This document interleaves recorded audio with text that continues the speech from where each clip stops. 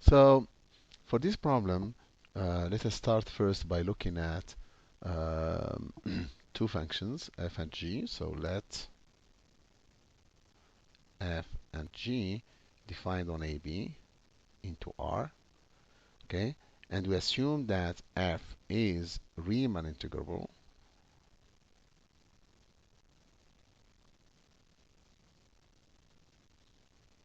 and we assume that the set of x where f of x is different from g of x, okay, is finite, okay?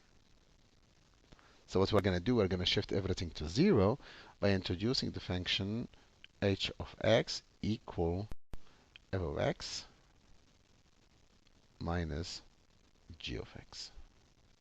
Okay? So in this case, what do we have? We have the set where h of x is not equal to 0 is finite. Okay? So let us prove now. So what we're going to prove is that h is Riemann integrable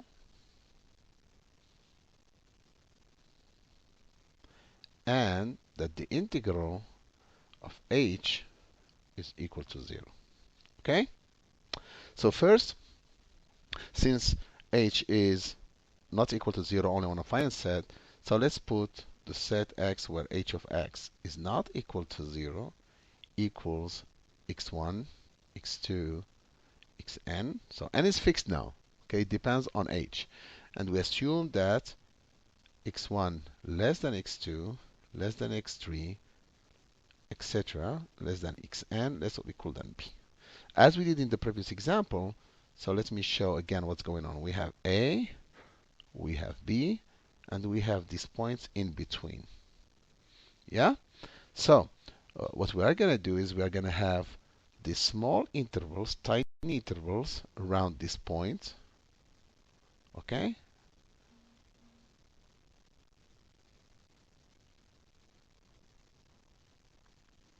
Okay? And how many do we have maximum? So this putting all these points, all these points together gives us a partition. So we are partitioning the interval AB into these intervals. And we have two types of intervals. We have these tiny red ones, and we have these blue ones. Okay? So what happened on the blue ones? On the blue ones, the function h is equal to 0. Huh? So here, h is equal to 0 on the blue ones. Okay? And on the red ones, h, okay, because you have these points, is going to be between h of x is going to be between m, the absolute value of h of x is going to be less or equal than m, where m is exactly the sup of h of the xi's with h of I, h of b absolute value. So that's the maximum value. Okay? So there are finite points, maximum n plus 1, because it depends if x1 is equal to a and if xn is equal to b. So the maximum is going to take is this m. So your h of x absolute value is less or equal than m. Okay? So now what happened? So if you take the lower sums and the upper sums, okay? So here, if you take the lower sum. So since h of x on the red ones, on the red intervals, h of x is going to be between m and minus m, okay? Therefore, the minimum, the infimum, sorry, not the minimum, the infimum of h on this red intervals will be bigger than minus m, less than the supremum of h, less or equal than m, okay? And therefore, if you take the lower sum of f, not f, of h, with respect to this partition, so what do we have now? We have two pieces. We have the blue pieces, which gives us 0, and we have the red pieces. So we focus on the red pieces, okay? But on every red interval, the infimum is bigger than minus m, and therefore this will give us, let's go back so we will see what's going on here, okay? So on these intervals, we choose them so tiny, their length is delta, so they will be bigger than how much if we put all the stuff together, okay? We have this will be greater than minus m, okay, that's the value, okay. Then we have how many intervals? N plus 2, okay, maximum, okay, and n plus 2 or n, because I mean we can is bigger than, okay. So here, sorry, so I can remove the 2 and put just at least n, okay. And also you have the length of the interval, which is delta, okay.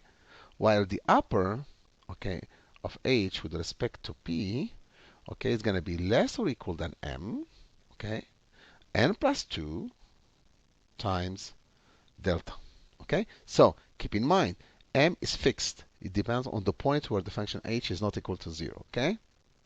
N is fixed, and delta is our choice to make it very small. So if we take delta arbitrarily small, delta is arbitrarily small,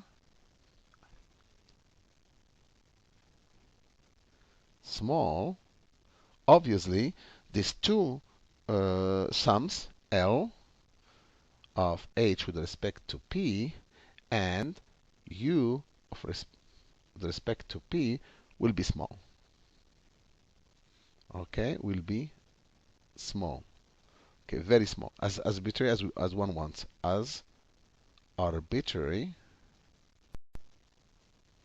as one wants. Okay? So we can make it small. Keep in mind that the upper integral of h over ab minus the lower integral of h, okay, will be less than, okay, than the upper h with respect to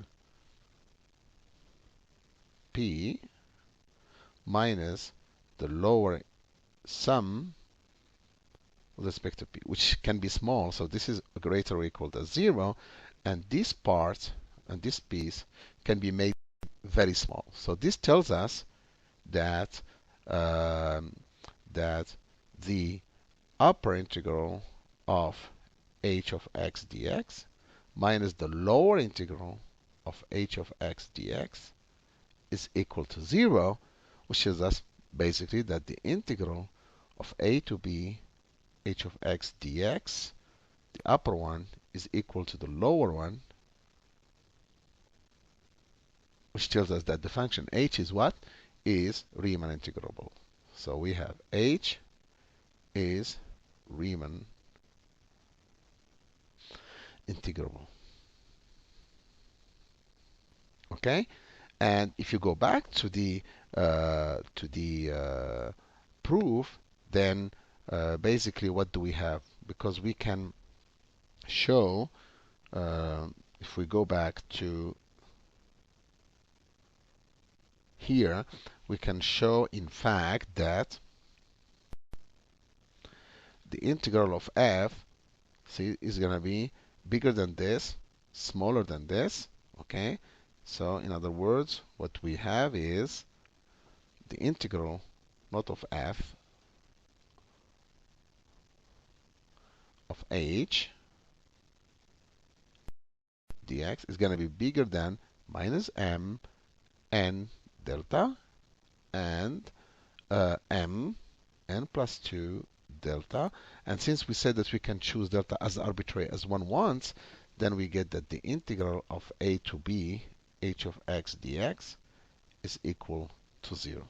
So now, how do we go now to our functions f and g? So remember that g of x is equal to f of x minus h of x. It's because h of x was equal to f of x minus g of x, so a little algebra tells us this. So we know that f is Riemann integrable. We know that h is Riemann integrable. Therefore, g is Riemann integrable. Very important. So we did not know this. Okay. So first, we have g of x is Riemann integrable. So we can integrate, okay, we can integrate g of x.